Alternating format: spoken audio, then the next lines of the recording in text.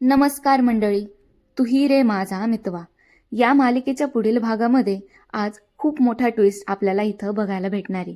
एकीकडे आकाश, शिर्के आणि अर्णव हे तिघे पण मंजुळाच्या बाबांना भेटायला त्यांच्या घरी पोचलेले असतात. तिथं मंजुळाचे बाबा खूप दुःखात असतात आणि ते अर्णवकडे गयावया करतात, रडत असतात. ते त्यांना म्हणतात, दया करा साहेब माझ्यावर, मी तुमच्या पाया पडतो. एकुलती एक मुलगी आहे माझी, शोधून काढा, तिच्याशिवाय माझं कोणच नाही हो ह्या जगात. त्यावर अर्णव त्यांना म्हणतो, मंजुळाला काहीच होणार नाहीये, मी वचन देतो तुम्हाला, तुमच्या मुलीला काहीच होऊ देणार नाही. मी तिला सुखरूप तुमच्याकडे घेऊन येईल. तिकडं घरी ईश्वरी चतुरपणे तिचं डोकं लावत घरातल्या सगळ्यांना म्हणते, मला एक प्रश्न पडलेला आहे. मंजुळा पोलीस स्टेशनला निघाली हे फक्त आपल्या घरात झालेला विषय होता, मग इतक्या कमी वेळेत ही गोष्ट बाहेर कशी काय जाऊ शकते? ईश्वरीचं बोलणं ऐकून वल्लरीला आता घामच फुटतो.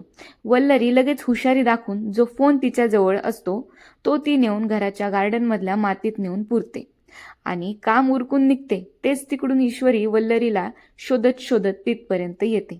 आता ईश्वरीला तिथं आलेलं पाहून वल्लरीला परत एकदा घाम फुटतो. ईश्वरीने मला मोबाईल लपवताना पाहिलं तर नाही ना, ह्याचं टेन्शन तिला यायला सुरू होतं. काल नम्रता वल्लरीचं डोकं खाऊन गेली, का तर तिला त्या प्रेस कॉन्फरन्समध्ये यायची इच्छा नव्हती.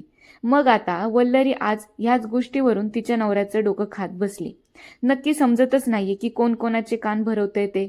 आणि आज अर्णवने मंजुळाला राकेशचा फोटो दाखवला, हे कन्फर्म करण्यासाठी की रमाकांतच्या मागे जो माणूस लागलेला होता तो हाच माणूस होता की नाही ते माहीत करून घेण्यासाठी. पण आज घरात सगळ्यांना समजलंय की रमाकांतला मारणारी व्यक्ती ही दुसरी कोणीतरी होती, राकेश नव्हता. चला तर मग, माझा जायचा टायमिंग झालेला आहे. पण तुम्हाला असेच जर अपडेट या मालिकेचे माहीत करून घ्यायचे असतील तर तुम्ही पटकन चॅनलला सबस्क्राईब करा आणि बेल आयकॉनवर क्लिक करायला विसरू नका. धन्यवाद.